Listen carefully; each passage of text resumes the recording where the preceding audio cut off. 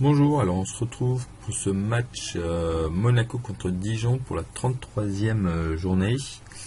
Alors, que dire de ce match? Monaco actuellement est premier du classement. Il joue également la Ligue des Champions. On va les zoomer un petit peu plus sur Monaco. Hop. Et on va en profiter également pour voir après Dijon. Donc c'est voilà, un match de la 33e journée qui se jouera donc samedi 15 avril. Alors qu'est-ce qu'on peut dire? Donc voilà, Monaco est actuellement premier avec 74 points. Dijon est 19e au classement général. 19e au classement général. Un des premiers petits trucs qui choque ou pas, c'est que typiquement déjà Dijon a la troisième ou quatrième plus mauvaise défense. À l'opposé, Monaco a la meilleure attaque et de loin avec 88 buts au total. À domicile, Monaco est premier ex-aequo avec Nice avec un bilan alors plutôt équilibré sur 15 matchs, plutôt équilibré pardon. Sur 15 matchs, c'est plutôt assez confirmé, donc 13 victoires, un match nul et une défaite. D'ailleurs, la défaite, ils l'ont perdu face à Lyon, on était au mois de décembre. Et d'autre part, Dijon, à l'extérieur, ils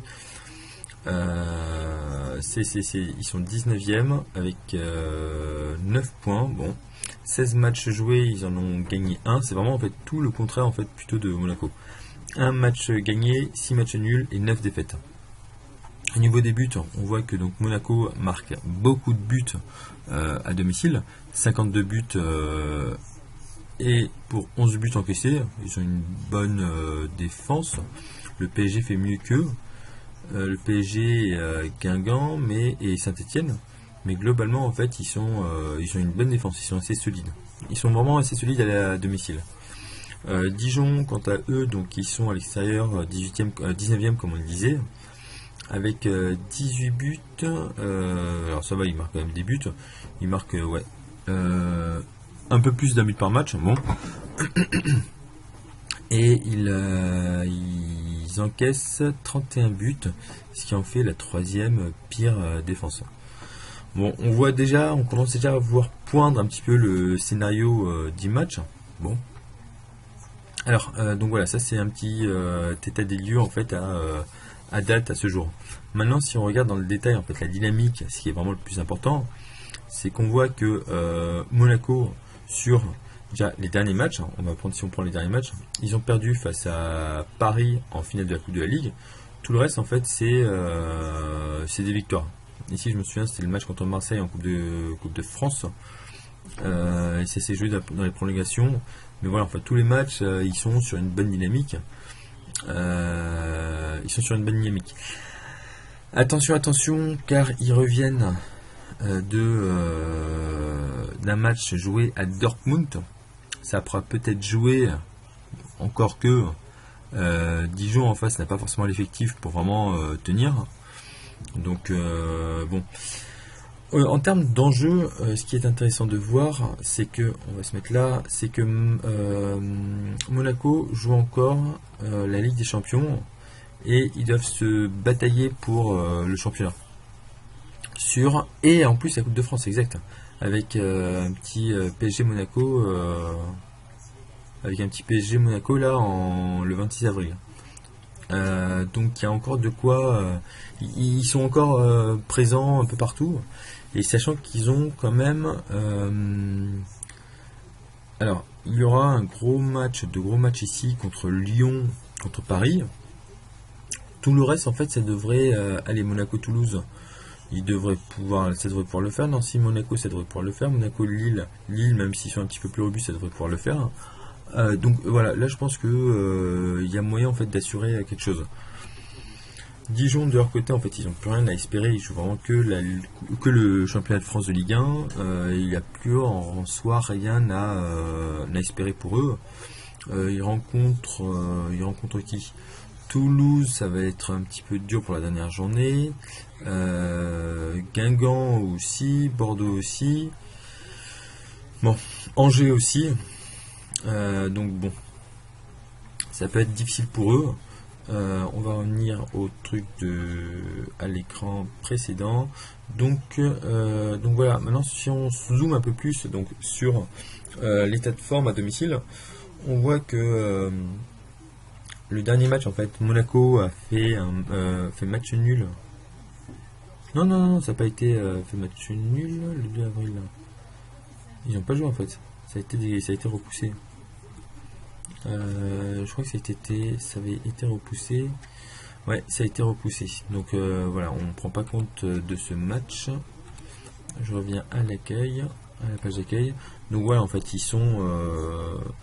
ils marquent en général le premier but. En général. Et bon, ils marquent quand même plus d'un ou deux buts par match. Plus de 2 buts par match.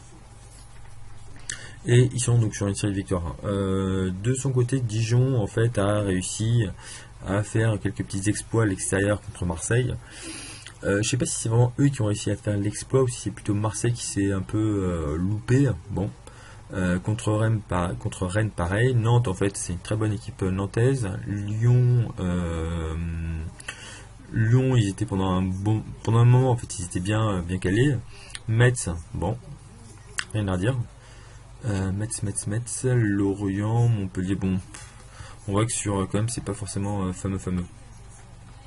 Donc voilà en fait clairement en fait on sent bien la tendance en fait pour Monaco.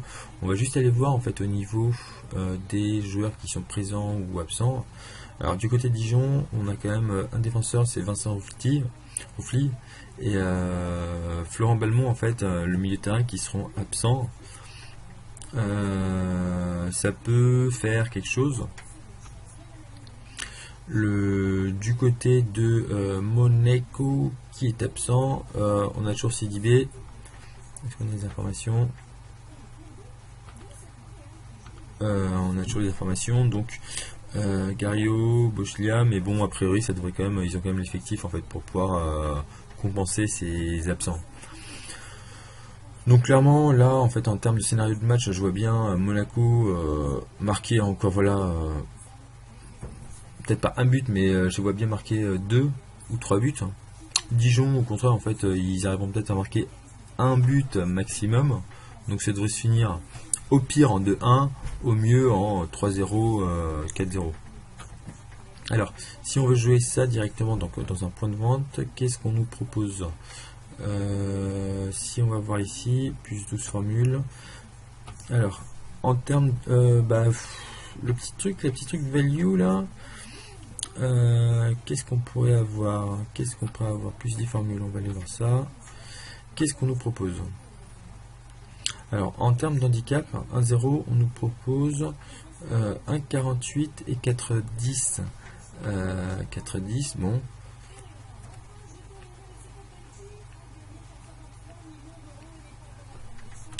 Score, équipe 1, Monaco résultat plus ou moins, plus 3 buts.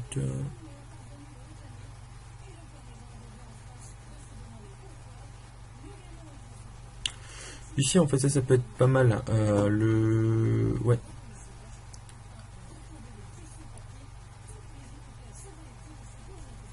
Alors ouais, on peut assurer le truc.